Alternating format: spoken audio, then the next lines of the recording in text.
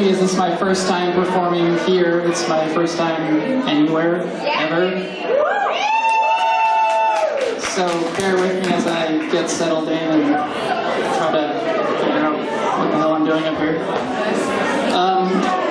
So I wanted to write something before I came here, and I was like, oh, I'm going to write about all those cool people in New Hampshire who are super nice. Rainbows, sunshine, hugs, kisses. And then I realized it's December, and I looked outside, and I'm like, it's raining, and it's gross. And I got kind of to like a really dark place. And then I went through my ex-spouse's poetry, and because that's the darkest place I could think of. And I found this little thing. This was actually one of the last things she left for me before she left. And it didn't have a title, so I gave it a really crazy title called Mentality of Radical Violence. Now, hold on. I'm a really peaceful, love kind of person. I don't condone violence, really, unless, well, we won't get into that discussion. I'm sure that you guys have that discussion all the time. But anyway, so this is about violence. But since none of you really know me, your first impression of me should not be that I'm mean. I'm actually really nice. So I think it's funny when white people ask me about violence, as if these hands were never open palms to begin with, as if they had never touched a face or held a child before they became two perfectly clenched fists.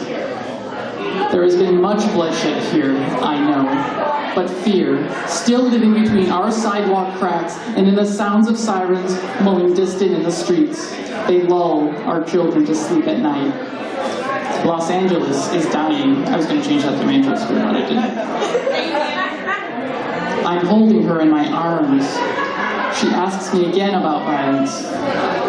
Somewhere, at the cross between Florence and Normandy, there's a Korean shop owner still picking glass out of his feet. Drive-by tourists shoot him with their cameras or watch him from the comfort of their couches. The faces of our sons are plastered on late-night evening news updates under captions that read, unidentified, black, male.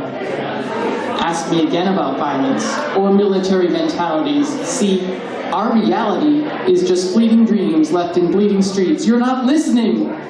Come to the funerals of our fallen. Look at brown faces left black and blue by men dressed in black and blue, and tell me that cops aren't part of the problem.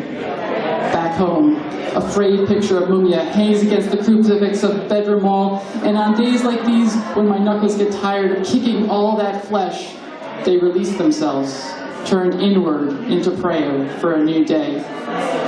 A day when we can read from the book of Malcolm and truly know Rodney King's pain. Violence? The answer to your question is somewhere in this poem.